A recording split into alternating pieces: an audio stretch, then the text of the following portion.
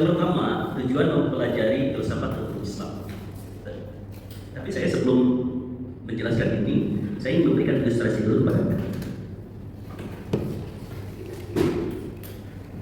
Ilustrasi yang akan saya berikan untuk Anda. Pertama, Anda tahu ini apa? Ini apa? Kopi. Dan ini? Susu. Saya menyebutnya ini adalah filsafat hukum Islam. Yang pertama itu cangkirnya. Cangkir ini kosong. Dan saya gambarkan bahwa cangkir ini adalah manusia dengan kekosongannya. Baik buruknya manusia itu tergantung apa? Isinya. Yang kedua itu airnya.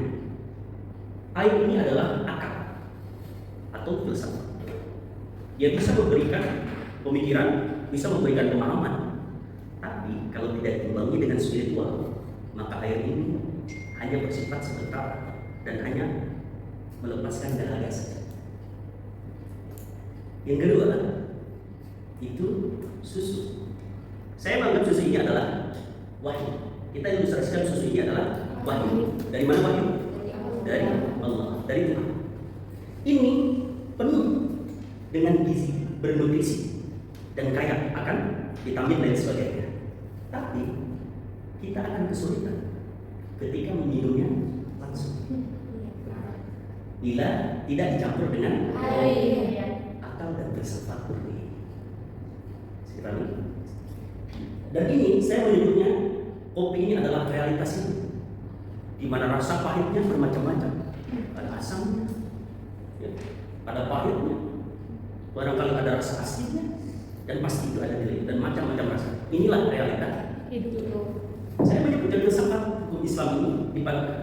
Kalau wahyu saja, ketika kita berpedoman pada wahyu tanpa diimbangi dengan akal dan filsafat, maka kita akan kesulitan memahami wahyu. Maka cenderung kita pasti akan tersesat. Menelan tentang wahyu itu tanpa pemahaman, tanpa akal. Begitu juga sebaliknya. Tetapi ketika cangkir yang kosong diisi dengan air, diisi dengan akal, muncul pemahaman, muncul pemikiran, tapi tanpa arah. Tapi ketika dipadukan antara susu dengan air di dalam cangkir itu, maka sudah pasti rasanya diinginkan oleh manusia. Manis rasanya. Kepengennya kehidupan itu seperti ini. Tetapi ternyata realita kehidupan itu seperti ini. Pahit, asin, dan macam-macam rasanya. Ini realita kehidupan. Tapi ketika Anda realitas kehidupan dipadukan dengan air dan dibimbing dengan susu, maka akan menjadi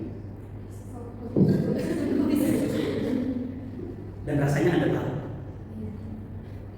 Jadi artinya apa?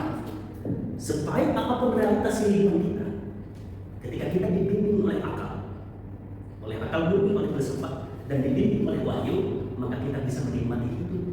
Kita akan bisa menelan kehidupan itu, menyegarkan dan menyenangkan apapun itu rasanya. Itulah filsafat hukum Islam.